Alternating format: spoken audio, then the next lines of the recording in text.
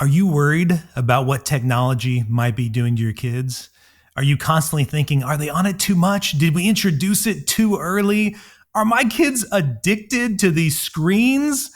Oh, wait, am I addicted to these screens? Well, we know this is a huge topic for families that we meet with all the time of wondering what is the right way? What is the wrong way? How do we have a healthy relationship with devices? Well, we wanted to get on an expert to speak about this. So today we have a great guest. We've got Dr. Barbara Sorrels, who specifically has been spending time studying this very subject of technology and its impact on our kids today. And if you're listening to this podcast, you've been listening to Sara and I long enough, we need to be intentional about this stuff, right? We don't want to let technology just happen to our kids. We want to do something about it. So today in the podcast, you are going to get some specific information about the ages that's best to introduce this stuff, about when's the right time to allow this to go on, or if you've already done it, what's some steps to limit it or pull it back. So you're going to be equipped with how to better approach the subject with your kids to where they have a healthier relationship with it and they're able to learn the skills they need to be successful humans. But before you jump in to the conversation, please take a moment and rate the podcast, comment on it. It means the world to us to get your feedback. It also is so important to help us get our rating up so more and more parents find out about this, and what parent doesn't need to find out about how to do technology better. So please pause it for a moment, do that real quick, and then get ready to jump into this conversation and be equipped to do this technology stuff in a healthier way in your family. Welcome to the Art of Raising Humans. The Art of Raising Humans is a podcast designed to support, equip, and encourage parents on how to create long-lasting, deeply connected relationships with their kids that's free from fear and shame. Come join us on the journey.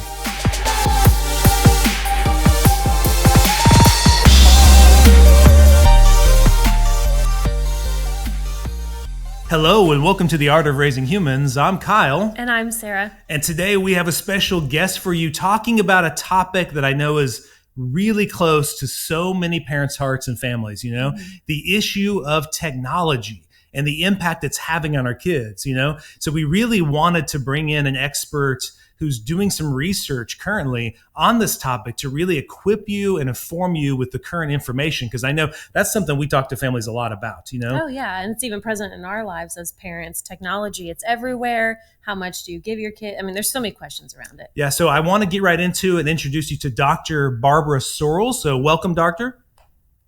Good. Hello. Glad to be here. Thank you so much. And so if you could just tell our audience just who you are, what's your background, how did you get into this topic? Okay. Well, I've been in the field of education now for almost 50 years. Have served as a classroom teacher. I founded and directed a couple of early childhood centers in Washington, D.C. and Fort Worth, Texas. Taught at Oklahoma State University in the early childhood program. And then in 2007, I left to do just freelance work, training parents, training teachers. And in 2016, I founded a nonprofit agency, Connected Kids. And we are dedicated to helping children who come from hard places. I've written several books. Probably the most well-known one is Reaching and Teaching Children Exposed to Trauma, among other things. And so right now I work with a lot with schools, a lot with parents, in terms of helping to understand why kids do what they do, and how adversity can affect them either in a positive way or a negative way. And one of the things that I see that has had a huge impact over the last decade is technology. And it is the misuse of technology and not technology in and of itself that can potentially be harmful to children. So because of what I'm seeing in schools and across our culture, I think it is one of the foremost topics that parents need to be learning about, talking about, thinking about with regard to their children. Yeah, 100% completely. I mean, it's just basically I'm sure you're seeing this. It's every moment of every day. It's completely filled with it, right? And I know one of the reasons I appreciate you sharing your history there, because that's kind of how I stumbled upon you too, is just your passion for helping kids in hard places. And I remember going to a conference you did and just feeling that passion and just connecting with that, because Sarah and I are also equally as passionate about helping people understand and see behavior in a different way. Mm-hmm. And I think so many times parents are misunderstanding it, but then especially sometimes trying to change it by using technology, right? Just like take the screen, use this device, right? And I think that's a real, we can understand why they would do it, but it's obviously there's a real danger to that. And there are consequences that are happening in our society and to kids because of it. I'd like to hear more about when you say dangers. I mean, my mind kind of goes to, oh, I think I know some of those, but I'd like to hear, what are you learning? What are the concerns with technology and children? Well, I would say that it kind of began for me back around 2008 as I was out doing training across the state. I had written the training for the early learning guidelines for the state of Oklahoma. So I was out and about in schools and childcare centers a lot. And I started hearing teachers ask the question, what's happened to the kids? And I noticed that it was all third grade and under, which would be about 8 and under. And everywhere I went, people were saying, what's happened to the kids? And I would say, what do you mean? And they're saying they're so aggressive, they're so angry, they no longer have the capacity to self-regulate. And so I started thinking back, what happened 8 years ago? And it hit me one day that was around 2000 was when probably most families in America, regardless of income, had access to a computer. And of course, we're seeing kids more and more using the computer. But I'm learning that it was even more than the computer. It was in the early 2000s that, broadband internet came on the scene, where you no longer had to sit there forever listening to the screech and as it accessed, and I don't understand all of the ins and outs of technology, but it used to take a really long time to even access. Yes, it did. And now we have this instant access. And so families and parents alike, it's not just kids, but also parents were on a screen more than they had in the past, just because of the ease of access. And I liken it to, back in my generation, it would be the dad who would come home from work and sit behind the newspaper. But now parents increasingly, because of the limitless access to information, we're spending more time on a screen. I no longer sit behind a newspaper, but I've got my head buried in the screen. And so I started thinking back to the implications of that for children. Because the brain comes online, the brain develops that neural circuitry, the brain learns to self-regulate by face-to-face interaction with a more organized brain. And I thought, children are not getting that anymore. And I started calling it relational poverty. That there's no longer that face-to-face interaction with a more organized brain. And so then as the decades went on, then by 2012, most Americans had access to a smartphone of one kind or another, regardless of income. And that took technology to a whole different level in terms of what it's doing to our children. And I think one of the primary things that has happened is our kids no longer have a play-based childhood. They have a screen-based childhood. Yes. And then at the same time, it was kind of like the perfect storm. Back in the 90s and into the early 2000s, there was this perception that the world had become increasingly dangerous, which when you look statistically really wasn't true. Statistically, when you look, it's the late 60s and early 70s where crime rate was at its highest, but the perception was that, in the 2000s. And so at the same time, we are pulling our children in closer, limiting, in a sense, clipping their wings. Technology is exploding, and so children no longer are afforded the benefit of a play-based childhood. They spend a great deal of their childhood on a screen. And one of the things that I am adamant about is children cannot grow in healthy ways without access to child-directed play. And that's what I see is one of the primary dangers with younger children. Now, of course, when you get into the teenage years, it's the social media and the pornography and the instant access to pure culture that becomes I think, the big red flag that it shows the most potential for harm.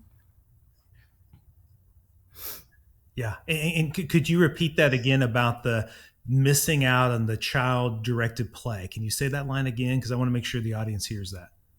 Yes, children cannot grow in healthy sorts of ways without child directed play. Now, also, I need to clarify that when children are engaged in organized sports, that's adult organized play. Yeah.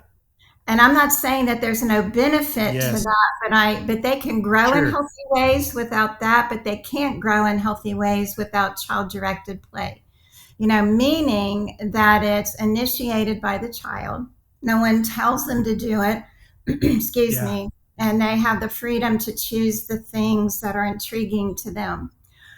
Because one, children will not sustain for long periods of time with materials that are not of interest to them. Also, it is the sheer pleasure of it that causes children to keep coming back to it, that sustains their interest. And that's actually how focused attention grows and develops within a child, which I would say is one of the number one things we're seeing in schools. Children have very little capacity for focused attention. I would say well-nurtured children do, but children who have a screen-based childhood have very little capacity for the kind of attention that allows them to be successful learners in a group setting. And then the other aspect of child-directed play is that children make the rules. Now, a lot of times, we don't know that there's rules until the children make a mistake. Somebody makes a mistake and breaks the unspoken rules. I always say, like, when you look at young children, for example, children may be playing Pizza Hut in a dramatic play setting, and everybody has their assumed role, and then all of a sudden Johnny jumps up and he starts acting like the fireman in the middle of the Pizza Hut scene, and the play stops. And usually the queen bee will say something like, "You can't do that." And so Johnny has to either negotiate a new role approved by the group, or he has to go back to being his assigned role, assumed role at the beginning of the play. So there's all these nuances of social interaction, social emotional development that isn't going to happen on a screen, that our kids are not getting. And we look at our culture, we look what's going on in our schools, we look at what's happening to kids in classrooms, and so much of it goes back to this lack of a play-based childhood.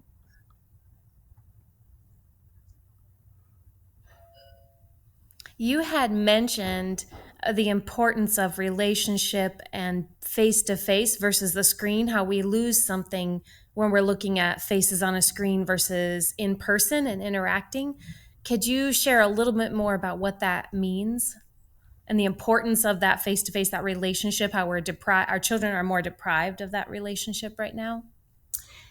Yes, because screens have become our default way of parenting, even with our teenagers. Because when children are on screens, they are mesmerized by the flashing light and moving color, and also especially when they're playing games, and especially as they get into the teenage years, those games are very intentionally designed to manipulate brain chemistry, and in particular, dopamine. Dopamine is that neurotransmitter, neurochemical related to reward. Um, and it's somewhat complicated, and you would even say even reward and non-reward. But the fact is, all those games are programmed for kids to get that dopamine hit, that intermittent dopamine hit, which is Yeah, how you totally. develop Yep. addiction. And when children don't, their tanks don't get filled with that relationship, they will turn to addictive behaviors, things like Yeah. alcohol, drugs, and screens. Screens are as addictive as all these other substances. And so, for so many families, you no longer have families sitting around a dinner table talking about their day. You don't have families coming together for family nights or Yeah. going out on picnics or whatever. It's on the weekends. I give you a screen so that I can get done all the things that I didn't get to do while I was working during the week. And our screens have become our babysitters. And there's so many implications for that. One of the things that we know is that we're seeing increasing numbers of children with language delay Hmm. because Yeah. we all have to do a certain amount of what we call business talk in daily living. You know, put your shoes on, go brush your teeth. That's business talk. But there's what's called decontextualized speech, where children and families just sit around and it's like, tell me what was the best part of your day? What was the worst part? Mm. Talking Yeah. about Yeah. something that you hear on the news, talking about maybe even a movie that you've seen together. So, how do you feel about that? Where you have these Yeah. conversations, meandering conversations that allow children to explore ideas, to explore their thoughts versus just the business talk of getting things done. And I think because of screens, it's cut down on that family time. And really, I personally believe, now I don't have research to back this up, it's my opinion, that 80% of children in our culture are at risk of relational poverty, Mm. Yeah. because of the lack of just time carved out for that face to face interaction. Screens don't give that. Screens don't give you that feedback. And so much of the interaction, especially in the teen years, is asynchronous.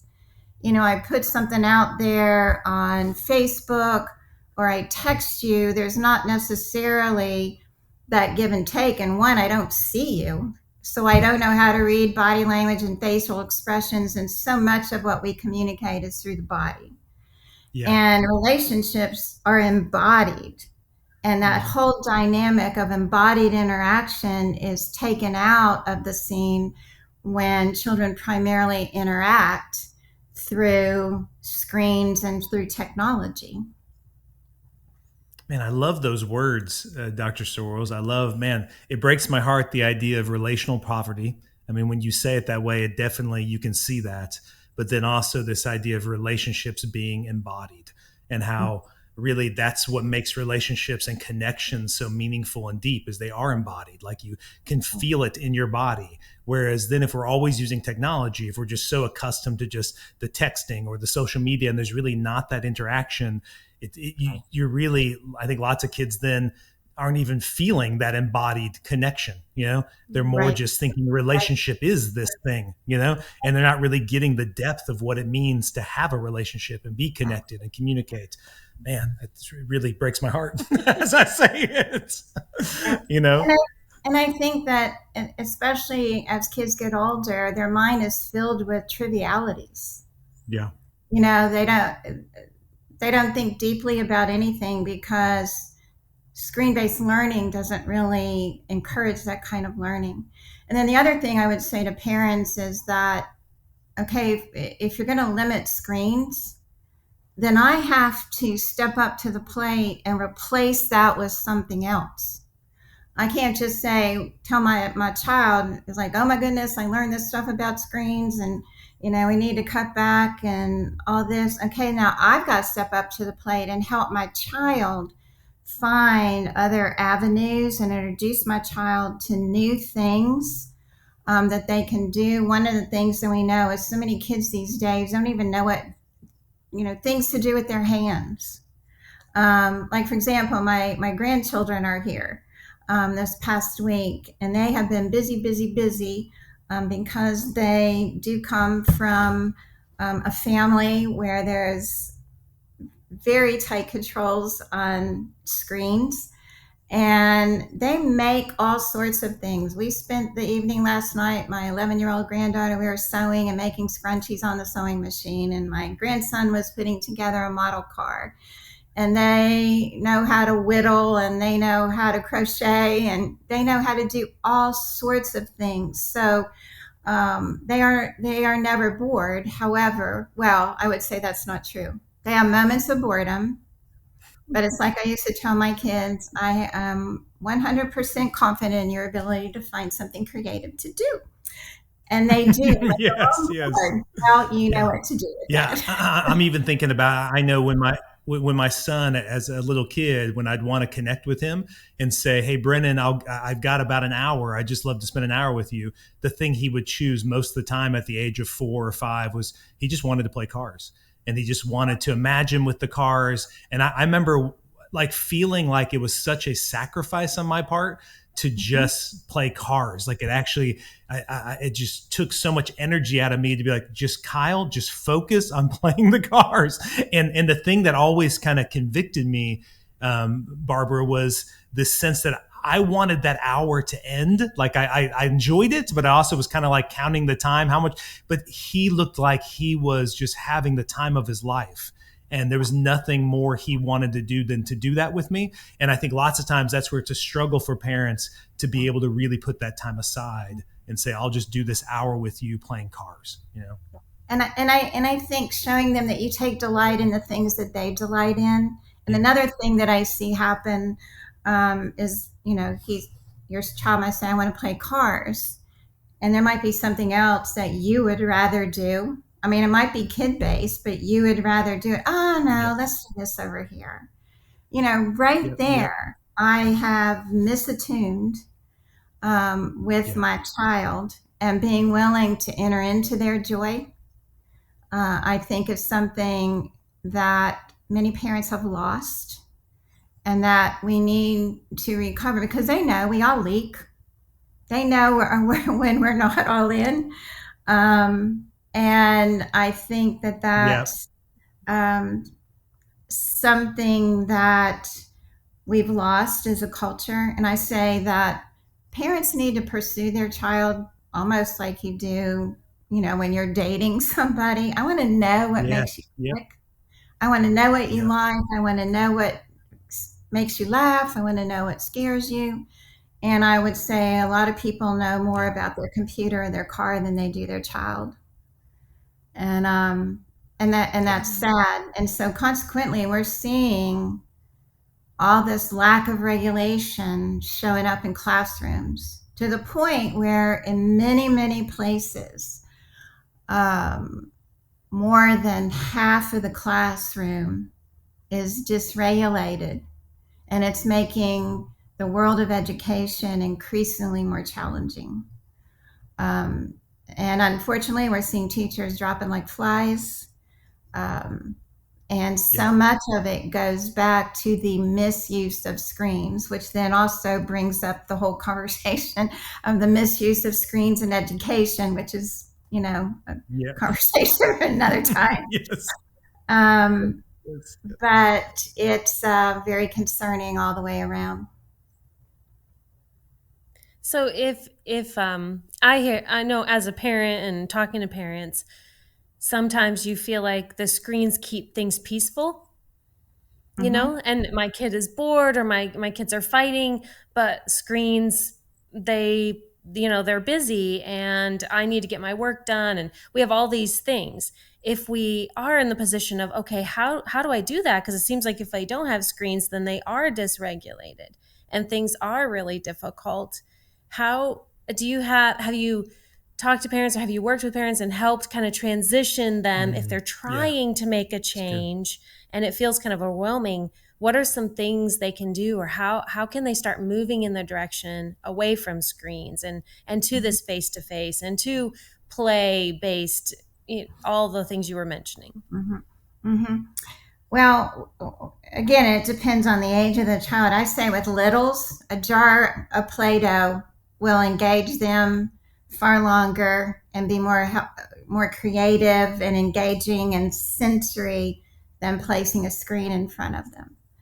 I have to have tools in my toolbox as a parent, things and markers and pieces of paper plates, where they Yeah, make yeah, things on paper plates, very inexpensive kinds of things. As kids yep. get older, taking time to teach them how to do board games. Um, you know, in those moments where you're waiting for dinner to be made, play a board game. Again, teaching them different kinds of hobbies. They've got to have hobbies. You know, my grandson right now, who is 9, is into making paracord bracelets. Very Oh yes, we've inexpensive. been there. We've been there. Yes, we've been there. The rubber Yeah, band bracelets. I've got to front load that. I can't wait till in the yeah, moment and go, oh no, you're going to turn off the screen, and I have not prepared you, not provided and taught you other things to do, depending on the age of the child. And again, this goes back to the perception of danger. Give them some chalk and go chalk on the sidewalk. you know Teaching them and giving them opportunities to do things in the backyard. Kids are no longer in the backyard. And I also say, as kids grow up, make your house a fun house where kids yeah, are yeah. welcomed, from whether you're a part of a faith group. Encourage your kids to invite friends over, be the house that, you know, makes the pizza and plays board games. And it doesn't have to be expensive stuff. I mean, board Yeah. games are way cheaper than video games and computers and all that kind of thing. And then also, don't give in to the iPhone. I meet 5-year-olds who have iPhones. Yes. I don't Yep. think children need iPhones until they are 16 and ready to drive. Now, we've had this conversation, even with my own daughter, and they live in a neighborhood that's somewhat rural, where the kids might walk a mile down the road to go visit a friend. And we've talked about how, well, when we were growing up, we did have a phone where we called our friends. It was on the wall in the kitchen and had a cord, and everybody listened to your Mhm. conversation.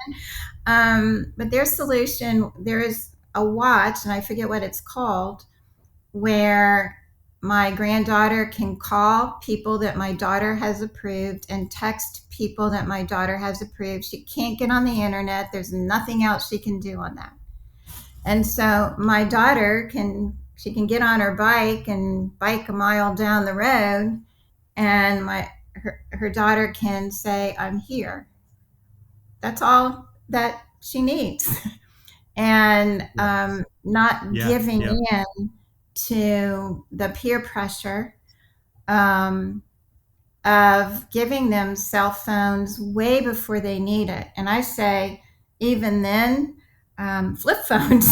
And in fact, were some Yeah. parents of some older teens who told me their kids were asking for flip phones. They're like, we're sick of this internet stuff.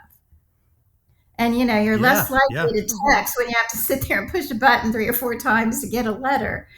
So there's Yeah. accommodations that can be made.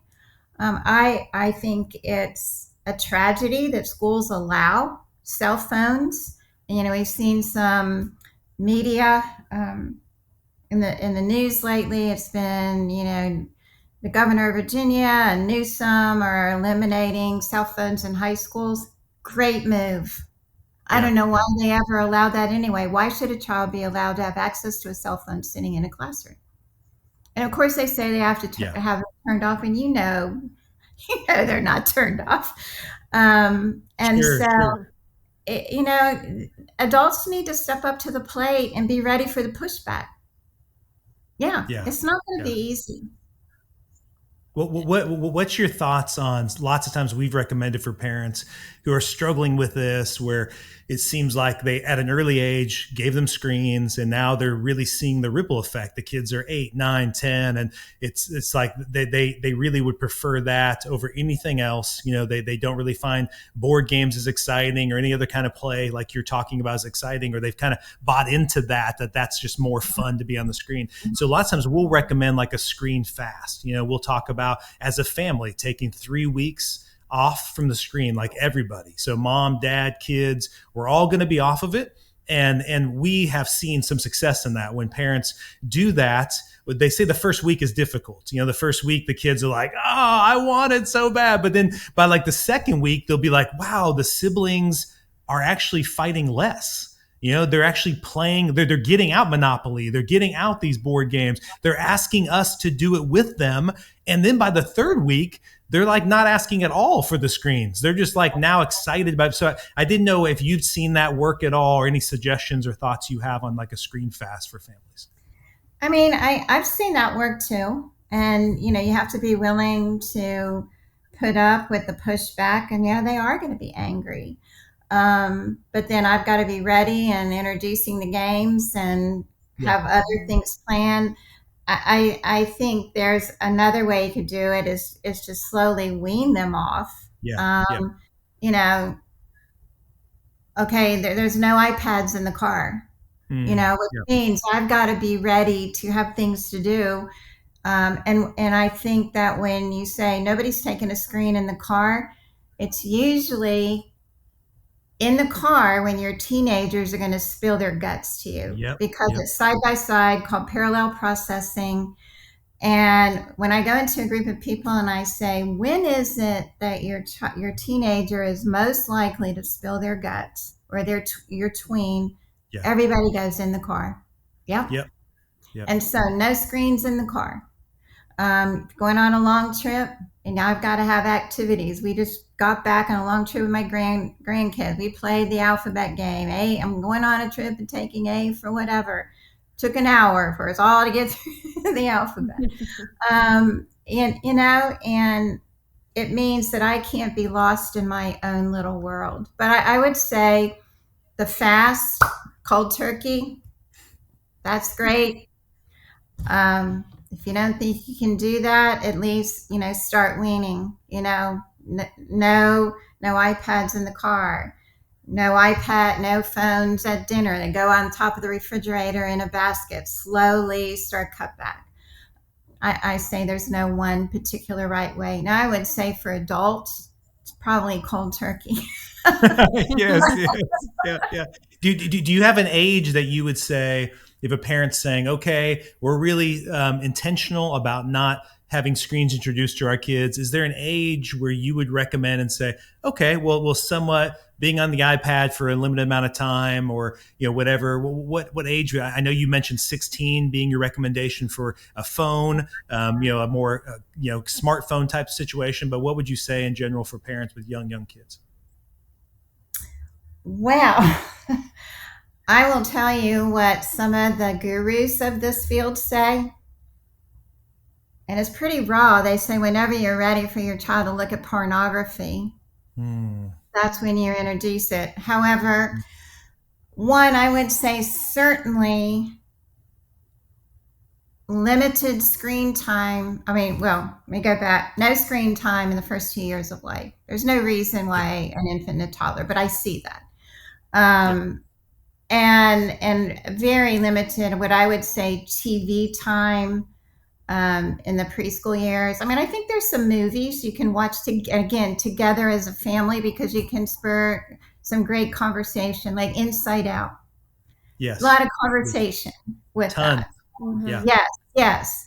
And so many of the, say, like Disney stories, although you can make a case that Disney has kind of hijacked some of the fairy tales, but yet there's those existential themes of the battle Yeah. between good and evil Sure. and love and hate. And if I take the time to have those conversations with my child, those can be used. But in terms of just getting on a screen and playing games, I personally say in the first 8 years of life, in the years of developing brain, none or very little, Yes. where their brains are fully established. They've developed some. Well, when I look at Eric Erickson's developmental stages, the trust, the autonomy, the competency industry, all of those solid foundational tasks, but then very specific controls in terms of how much time, what media, not cell phones, possibly an iPad where they might play certain kinds of games, but also don't get sucked into the whole notion that, well, they're educational games. No, they're Yeah. not. They're pretty much just electronic worksheets. Yeah. There's nothing that they're going to learn that they can't learn better in a face-to-face Yeah. interaction. Yeah. Recognize it for what it is. It's passive entertainment. Because then the other thing that we've seen, and you alluded to, is that real life never moves as fast as it does on a screen. Yeah. And real life is not all about the flashing light and moving color and the rapid pace. And, especially in some of those things that are geared to children, people have these painted faces and these big, overstated gestures and emotions. That's not real life.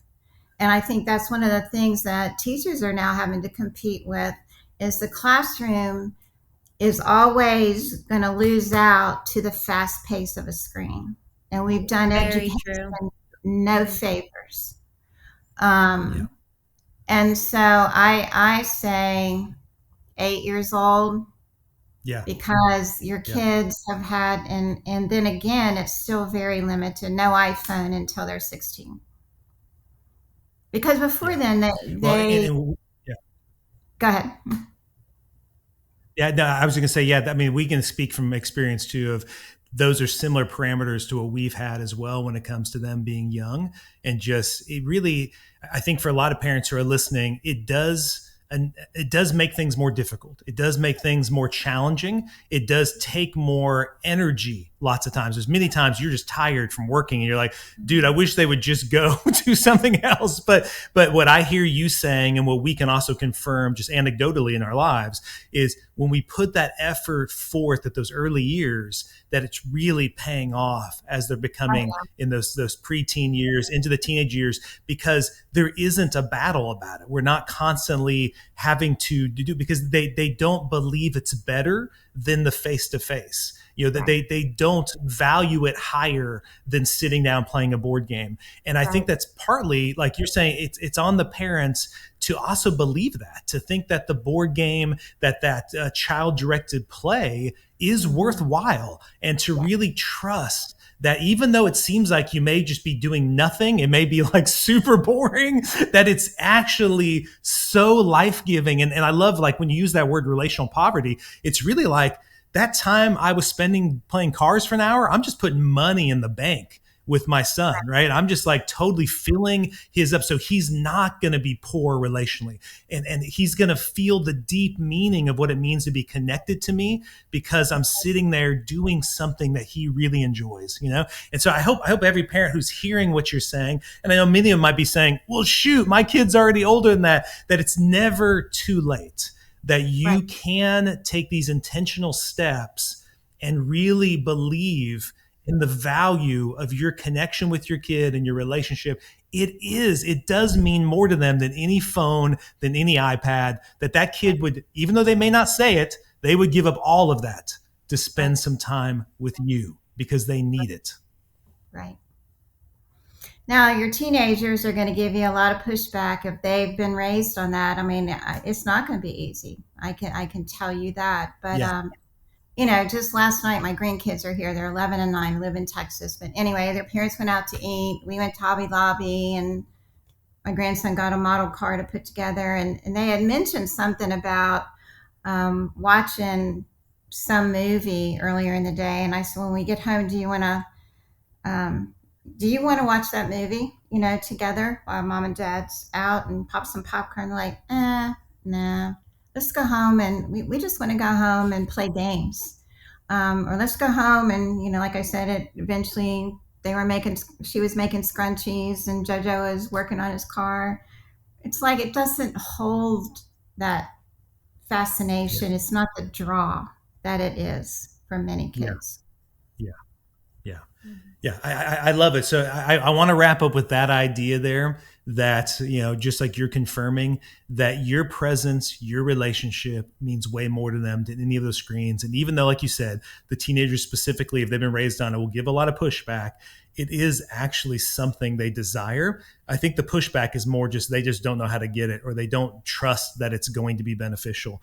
And lots of times that's because the parent at an early age didn't believe that either. The parent also discounted their own presence in their kid's life. So I hope every parent listening to what Dr. Sorrels has said today, it's kind of raised your awareness. I know, we're all thinking, is there too much technology? Is my kid addicted to this stuff? And I think it hopefully has confirmed not the evils of technology, but more the value of you doing this child-directed play to really help your kids not be poor relationally, to get those skills that they're going to need to manage their life going forward and interacting with people and communicating with them. So I want to thank you so much, Dr. Sorrels, for spending the time with us to share that with us. Thank you. And thank you so much for doing this work for families in Tulsa, but also throughout the world. Thank you. For anybody listening, if they want to get in touch with you or learn more about what you're doing, Dr. Sorrels, where could they find that information? Can you tell them how to find out more about what you're doing? Yes, they can go to the Connected Kids website. And it's just www.connectedkids.org, and there'll be a little icon that says contact us, and it will come directly to me. Or you can just email me at barbara@connectedkids.org. Either way. So That's fantastic. Yeah. So thank you. So if you have any more questions or you want to research more of what she's doing to help these families that are hurting and in need, and she's doing such great work, please explore that. And so I hope you enjoyed the conversation today. I hope it gave you some tools and skills and information on how to change your kids' relationship to technology. And I hope you really take those steps today, because it's never too late to do that. Let's start changing this way, because our culture needs us to be more intentional with our kids about this stuff. So thank you for listening, and have a great day. The Art of Raising Humans podcast should not be considered or used as counseling, but for educational purposes only.